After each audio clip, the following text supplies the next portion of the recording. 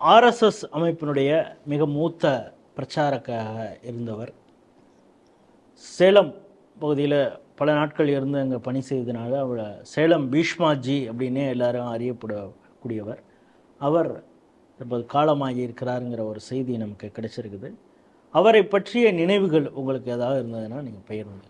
நான் பீஷ்மாஜியை ஒரு 4-5 தடவையாவது சந்திச்சிருப்பேன், குறைஞ்சது 4-5 தடவையாவது. பீஷ்மாஜியின் ஆன்மா இறைவனடி சேர பிரார்த்திக்கிறேன். மறைந்த பீஷ்மாஜி அவர் எனக்கு முதல்ல அவரை எனக்கு அறிமுகப்படுத்தி வச்சது குட்டிகணேசன் தான். குட்டிகணேசன் இந்து முன்னணியோட முழுநேர ஊழியராக இருக்கும்போது அவர் தென்சென்னையிலையும் பிரச்சாரக்காக தன்னுடைய களப்பணியில் இருந்திருக்காரு. சேலத்தில் மட்டும் இல்லை, தென்சென்னை பகுதியிலையும் ஒரு பரந்துபட்ட வேலைகளை செஞ்சுருந்திருக்காரு. அப்போது ஒரு 2-3 விஷயம், மிக முக்கியமான விஷயம், குட்டிகணேசனோட ஒரு முறையோ 2 முறையோ சந்திச்சிருக்கேன். அதுக்கப்புறம் அவரை காரியாலயத்தில் வேறு சில இடங்களில் ஒரு 3-4 தடவை சந்திச்சிருக்கேன். அவர் இன்னும் பல நாட்கள் இருப்பார். ஆரோக்கியமான மனிதர், திடகாத்திரமான மனிதர், பெரிய அளவில் உயரமாக இல்லைன்னா கூட கொஞ்சம் சற்றே குள்ளமான உருவம். ஆனால் மனோதிடத்தில் அவர் ஒரு வியக்கத்தகுந்த ஒரு மனிதர். பஞ்சாபில் தீவிரவாதம் உச்சத்தில் இருந்தபோது இங்கே சென்னையில் பிரச்சாரக்காக இருந்தவர் அவர் பஞ்சாபில் போய் களப்பணி ஆற்றுன்னு சொல்லும்போது சீக்கியர் மாதிரியே மாறிடுறாரு. தாடி வளர்த்து அந்த தலையில் அந்த டர்பன் கட்டி சீக்கியர்களோட கலந்து அவங்க மத்தியில் ஊடுருவி நம்ம தேசிய விஷயங்களை அவங்கள்ட்ட கொண்டு போனது. அதுவும் எப்போ அங்கே தீவிரவாதம் பீக்கில் இருந்து, அதுவும் அப்போ தான் இந்திரா காந்தி படுகொலை செய்யப்பட்ட நேரம். அப்போல்லாம் அவருடைய பணிகள் மிக மிக மகத்தான பணி. இந்த 84-85 காலகட்டங்களில் அவருடைய பணி அளப்பரிய பணி. இன்றைக்கி சென்னையில் விநாயகர் சதுர்த்தி ஊர்வலம், தமிழ்நாடு முழுக்க விநாயகர் சதுர்த்தி ஊர்வலம் கோலாகலமாக கொண்டாடப்படுகிறது. 1982 83 குட்டிகணேசன் அவன் குடியிருந்த வீட்டு வாசலில் ஒரு களிமண்ணில் 10-12 அடி உயரத்தில் களிமண் பிள்ளையார் வச்சு, அது களிமண்ணில் என்ன ஆகும்னா காய அது வெடிக்கும். அதனால் குட்டிகணேசனோட சகோதரி, என்னுடைய மனைவி, அவங்கெல்லாம் சேர்ந்து அவங்க ஸ்கூல் பிள்ளையாக இருக்கும்போது அதுக்கு தண்ணி ஊற்றி அந்த பிள்ளையாருக்கு அந்த வெடிப்பெல்லாம் சரி செஞ்சு அதுக்கப்புறம் அவங்க வேங்கீஸ்வரர் கோவில் குளத்தில் கொண்டு போய் தான் விசர்ஜனம் பண்ணியிருக்காங்க. சென்னையில் முதல் விநாயகர்.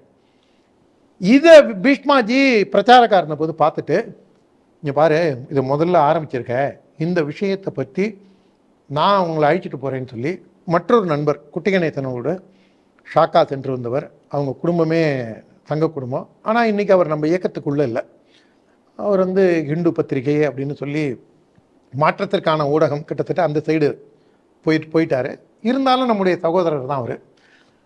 அவரையும் குட்டிகணேசனையும் அழைச்சிக்கிட்டு ஹைதராபாத்துக்கு சங்க பிரச்சாரகராக இருந்த பீஷ்மாஜி அவர்கள் 83 இல்லை 84 அந்த காலகட்டத்தில் அவங்கள விநாயகர் ஊர்வலம் எப்படி நடக்குது, என்ன மாதிரி விநாயகர் வைக்கிறாங்க, அவங்க என்ன மாதிரி ஏற்பாடு பண்ணுறாங்க, கலாச்சார நிகழ்வுகள் எப்படி நடத்துகிறாங்க அப்படிங்கிறத பற்றிலாம் பீஷ்மாஜி அழைச்சி கொண்டு போய் காமிச்சு இது பண்ணியிருக்காரு.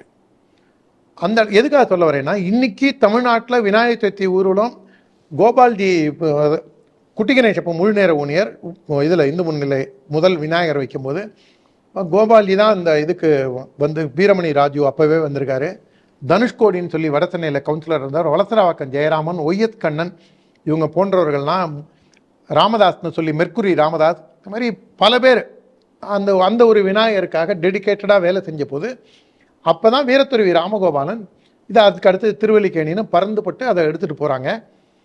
ராமகோபாலன்ஜியோட பங்கு எவ்வளோ பெரிய பங்கோ அதற்கு இணையாக அதுக்கு அடுத்த இதில் பீஷ்மாஜி இவங்களை அழைச்சிட்டு போய் காமிச்சு, கோபால்ஜிட்ட சொல்லி அவங்களுடைய இதோட தான் அழைச்சிட்டு போய் காமிச்சு, அதுக்கப்புறம் தான் இந்த விழா ஒரு மிகப்பெரிய அளவில் இன்றைக்கி நாம் இந்த விழா நாங்கள் நடத்தலைன்னு நம்ம சொல்லி பார்ப்போமே. திமுக காரனாக இருக்கட்டும், அண்ணா திமுக காரனாக இருக்கட்டும், விடுதலை சிறுத்தையாக இருக்கட்டும், ரஜினி ரசிகர் மன்றம், விஜய் ரசிகர் மன்றம், அஜித் ரசிகர் மன்றம், அரசியல் கட்சி சாராதவன், இது இன்னைக்கு ஒரு காமன் மேனுடைய திருவிழாவே மாறிடுச்சு. அதனால எப்போ வைப்பீங்க, ஏன் வைக்கல அப்படிங்கிறான். நம்ம மெட்ரோ ரயிலுக்காக டி நகர் ஜேஒய்எம் வெங்கட்நாராயணோட வேலை நடக்கிறதுனால வைக்க முடியல. ஏங்க அதுக்கு பக்கத்துலேயே வேற எங்கேயாவது வச்சு ஒரு போர்டு வைக்க வேண்டியதானே, நாங்கள் திரும்பி போகிறோங்க அப்படின்னு கேட்குற அளவில் மக்கள்கிட்ட இது போய் ரீச் ஆகிருக்கு. அதுக்கு பீஷ்மாஜியும் நம்ம கோபால்ஜிக்கு அடுத்ததாக இதில் ஒரு பெரிய பங்களிப்பை செலுத்தியிருக்காரு. துணிச்சலானவர், நல்ல மிக துணிச்சலானவர்கள். உடன் வேலை செய்யக்கூடிய காரியகர்த்தர்களை பற்றி கவலைப்படக்கூடியவர். நீங்கள் சில பேருக்கு ஃபோன் பண்ணிங்கன்னா ஃபோன் கூட எடுக்க மாட்டாங்க. அப்படிலாம் இல்லாமல் அவர் வந்து அட்டன்டிவாக, ஒருவேளை இன்றைக்கி பேச முடியலன்னா கூட அடுத்த நாள் கூப்பிட்டு, முடியலப்பா என்னப்பா மேட்ரு, முடியாது அப்படின்னா அந்த அளவுக்கு ஒரு சிஸ்டமேட்டிக்கான ஆள். சரி, நீங்கள் சொல்கிற அந்த காலகட்டம்ங்கிறது அந்த காலகட்டத்தில் தான் அந்த திராவிடர் கழகத்துடைய இந்து முன்னணி, ஏன்னா முன்னணி கோபால்ஜி பெரிய அளவு முன்னெடுத்து கொண்டு வரும் பொழுது அப்போ திகா ஒரு பக்கமும் பழனி பாபா ஒரு பக்கம் எதிராக பல வேலைகளை செஞ்சு, முக்கியமான ஒரு விஷயத்தை நல்ல வேலை நினைவூட்டிங்க. மயிலாப்பூர்ல பெரிய அளவு முக்கியமான விஷயம், திராவிடர் கழகம் வந்து எப்போதுமே என்ன பண்ணுவாங்க, அவங்க வந்து எப்படின்னா ஏப்ப சாப்ப இயலாதவர்கள்னு அவங்க பார்வையில், சாது மிரண்டால் காடு கொள்ளாதுங்கிறது அவங்களுக்கு புரியல. அது கொஞ்சம் இயலாதவர்கள், அவங்க ஏப்ப சாப்பையாக இருக்கிறவங்க, முதியவர்கள், இவங்க பூனலாக இருக்கிறத கூட பாருங்களேன், 82 வயசு 85 வயசு, அவர் ஏண்டாப்பா என்ன ஏண்டா அப்படி பண்ணு அப்படின்னு சொல்கிறவர்கிட்ட தான் போய் பூனில் இருப்பான். அந்த மாதிரி இவங்க வீரத்தெல்லாம் அவங்கள்ட்ட தான் காமிப்பாங்க. அந்த மாதிரி மயிலாப்பூர் கபாலி கோவில் வாசலில் இவங்க வந்து கூட்டம் போட்டு வண்டியாக கடவுளை திட்டணுங்கிறதுக்காக கூட்டம் போட்டிருக்கும்போது, அப்போ இந்து முன்னணியில் முழு நேர ஊழியராக இருந்த குட்டி கணேசன் பீஷ்மாஜி வர வச்சு என்னப்பா பண்ணலாம் அப்படின்னொன்னே, நாம் வந்து 108 தேங்காய் உடைச்சி கோவில் வாசலில் பிரார்த்தனை நிறைவேற்ற போகிறோம். கோவில் வாசல்னால் நீங்கள் உடனே நேராக கோவில் வாசல் நினச்சிக்காதீங்க, அவங்க எங்கே கூட்டம் போடுறாங்களோ அதுவும் கோவிலை ஒட்டின இடம், அதனால நம்ம பிரார்த்தனையை அங்கே போய் நிறைவேற்றுவோம். இது இப்போ உங்களுக்கும் புரியும், பார்க்குறவங்களுக்கும் புரியும்.